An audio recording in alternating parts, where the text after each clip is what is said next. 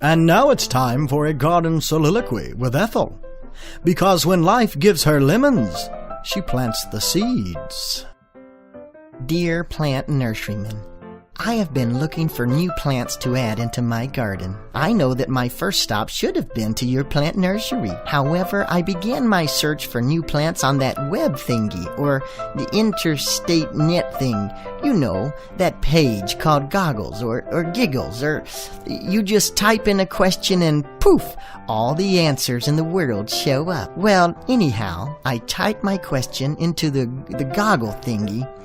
What kind of new plants are near me? I asked. And boy, did Goggle work for me. He sent me a bunch of new plants. Some of these I have never heard of, and I wanted to ask your opinion about them to see if I should attempt to grow them or not. To begin with, one of the most interestingly named plants I learned of was called the power plant. The power plant, is this some sort of plant that requires to be plugged into an outlet, or does it maybe produce some kind of electricity? If so, should I not water it? I'd hate to get electrocuted while I'm out pulling weeds. Secondly, Goggle provided me with a plant he called a chicken plant. Have you ever heard of this one? Does a chicken plant have feathers instead of leaves? That would be really nice and unique. It would look amazingly planted near my hydrangea. Do you know if this so-called chicken plant will make clucking or cooing sounds? If so, I would be sure to plant it far away from my bedroom window.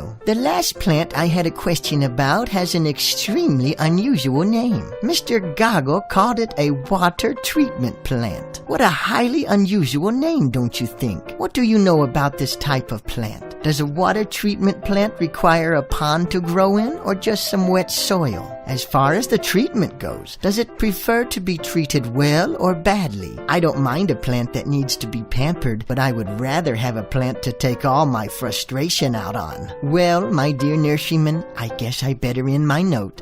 I see that the neighbor's Doberman Pinscher is once again relieving himself on my gardenia.